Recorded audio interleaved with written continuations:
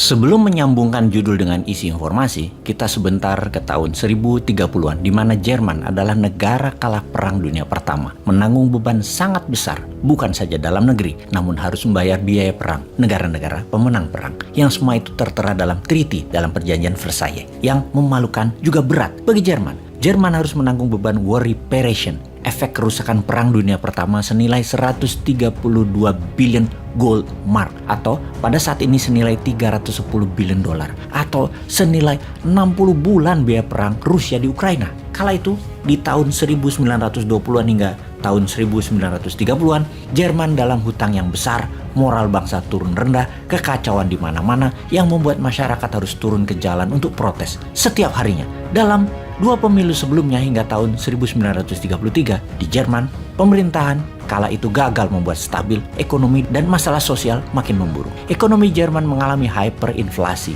pengangguran dan ketidakpastian ekonomi. Hitler dan Nazinya memanfaatkan peluang tersebut, yaitu kekacauan negara Jerman, khususnya dalam masalah ekonomi, sebagai tema propaganda dan berhasil mengambil alih pemerintahan serta membuat Jerman menjadi negara superpower dengan cepat. Ketika 30 Januari 1933, Hitler dilantik menjadi kanseler. Selanjutnya adalah sejarah yang kita semua sudah tahu. Moral of the story, cerita di awal itu adalah masalah finansial dan inflasi bisa merubah jalan sejarah, bisa change the course of history. Bersama dengan itu semua kita kembali ke keadaan kita sekarang dalam minggu-minggu kemarin hingga saat ini dan beberapa bulan ke depan.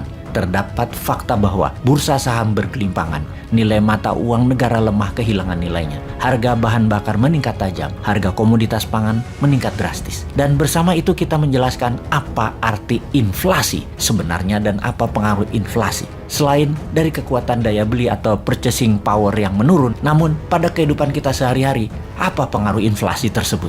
Apa efek inflasi bagi dunia saat ini? Sehubungan dengan inflasi semakin meningkat, sebaiknya harta Anda, uang Anda diletakkan sebagian di emas, di dinaran, aplikasi yang membuat rupiah Anda memiliki emas sebagai jaminannya. Dalam rekening Anda ada 10 juta rupiah yang Anda bisa belanjakan dan ambil setiap saat karena bisa ditransfer antar bank seketika. Juga memiliki kartu ATM GPN.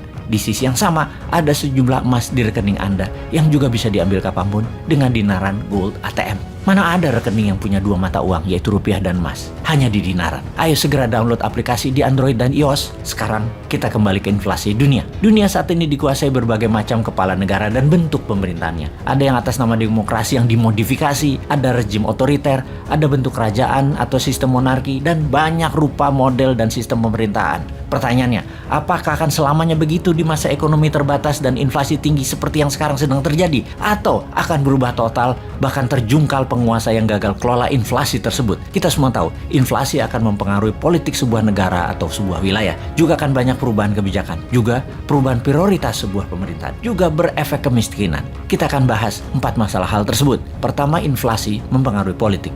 Inflation juga disebut sebagai the mother of political change, atau inflasi adalah ibunya perubahan politik. Seperti di awal video narasi kita ceritakan, post-war, efek setelah Perang Dunia Pertama. Kemudian juga di Indonesia misalnya, resesi ekonomi di 1996, kemudian menjadi krisis ekonomi di tahun 1997, di mana membawa krisis politik di tahun 1998 dengan tergulingnya pemerintah Orde Baru, dan sekarang perang Ukraina antara Rusia dan NATO. Efek pandemi 2 tahun ditambah perang yang lebih dari 120 hari di Ukraina confirm penyebab awal inflasi dunia sejauh ini.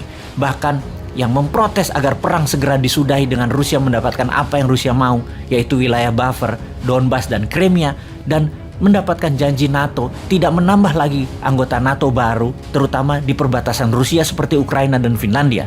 Sementara Amerika dan sekutu G7 kemarin mengatakan tidak akan berhenti perang hingga Rusia kalah atau mundur balik keluar Ukraina. Agaknya perang akan menjadi panjang mengingat sebentar lagi dalam semester kedua tahun 2022, Oktober hingga Februari adalah musim dingin terdingin yang akan terjadi di Eropa Barat dan Eropa Timur. Mereka butuh gas, mereka butuh BBM Rusia. Ambiar itu Eropa kalau perang ini berkepanjangan. Kita kembali ke inflasi. Jimmy Carter ketika menjabat Presiden Amerika, beliau adalah Presiden Amerika yang sederhana, humble, petani, dan di zaman jabatannya inflasi tinggi terjadi di Amerika. Harga makanan meningkat tajam dan harga bensin tinggi. Tingkat pengangguran terburuk dalam 10 tahun terakhir di zaman Jimmy Carter, ditambah derak kartel menguasai jalanan Amerika. Ujung-ujungnya inflasi menumbangkan Jimmy Carter, diganti oleh Ronald Reagan dengan kemenangan telak. Saat ini, di Amerika, harga pangan juga naik 10% dalam 4 bulan terakhir. Harga BBM naik 8%. November tahun ini, Joe Biden menghadapi midterm election. Peluangnya adalah inflasi akan memukul Biden dan akan merubah jalan sejarah politik Amerika ke depannya. Kita ke India sekarang. Di tahun 2014, Perdana Menteri lama India, Manmohan Singh, inflasi India terburuk kala itu sehingga Narendra Modi berkuasa dengan telak. Sekarang kita semua mengerti apa yang inflasi bisa lakukan kepada sebuah pemerintahan. Kita mereview inflasi dunia, global inflation. Saat ini berkisar di 7%. Harga pangan juga meningkat sekitar 7%-an sejak 4 bulan terakhir. Efeknya adalah ada 50 negara dunia saat ini dari 200 negara dalam keadaan parah, krisis parah baik politik, pangan, dan energi negara tersebut. Siapa saja mereka itu? Brazil, Israel, Pakistan, Bangladesh, Turki, dan jika terus-terusan inflasi di negara-negara tersebut meningkat dan tidak terkendali, bisa dipastikan pemimpin yang saat ini berkuasa seperti di Brazil, di Israel, bahkan Erdogan di Turki bisa terjungkal di tahun 2023. Karena meningkatnya harga-harga kebutuhan bisa menggulingkan pejabat berkuasa. Inflasi bisa juga merubah wajah sebuah negara. Lihat saja Venezuela. Venezuela memiliki cadangan minyak bumi terbesar di dunia. Tetapi di peta dunia, apa posisi Venezuela sekarang? Kegaduhan politik berkepanjangan, inflasi tinggi juga berkepanjangan. Dari negara terkaya menjadi negara termiskin di Amerika Latin dengan telah 6 juta warganya keluar dari Venezuela mencari perbaikan nasib ke banyak negara. Di Venezuela, di tahun 1973 hingga tahun 2022, harga barang di Venezuela telah meningkat 3.700%. Bayangkan naiknya ribuan kali harga itu. Bahkan dibanding dengan Singapura dalam 10 tahun terakhir harga telur tidak naik 1 sen pun. Di Venezuela ada lagi yang lebih parah. Bulan Februari 2019 inflasi Venezuela 340.000%. Itu gila namanya. Uang Venezuela sama dengan toilet papers, nggak ada nilainya, junk papers. Sejak tahun 2019, 20% populasi rakyat Venezuela keluar meninggalkan kampung halaman. Kita lanjut inflasi dengan kebijakan pemerintah. Inflasi merubah kebijakan semua pemerintahan, itu adalah sebuah kepastian. Merubah by force dengan paksa, yang kalau tidak berubah gaduh dan chaos jadinya. Seperti rakyat Sri Lanka saat ini yang membakar rumah dinas pemimpin Sri Lanka, Raja Paksa, dan memaksa Raja Paksa mengundurkan diri. Dan dia akan mengundurkan diri dalam minggu ini. Inflasi juga membuat Boris Johnson, Perdana Menteri Inggris, mengundurkan diri setelah didemo para buruh kereta api dan para guru di Inggris. Kebijakan apa yang diubah adalah kebijakan yang menguntungkan negaranya yang dilakukan, seperti memproteksi. Siapa aja negara yang sudah memproteksi saat ini? Argentina misalnya, melarang ekspor soybean keluar dari negaranya. Algeria menutup ekspor pasta, gandum, gula untuk tidak keluar ekspor barang tersebut. Mesir membatasi minyak goreng. Serbia tidak lagi mengirim gandum, jagung. Juga Kosovo, gandum dan minyak jagung tidak keluar lagi. Dan banyak negara yang mementingkan warganya dengan mengubah kebijakan.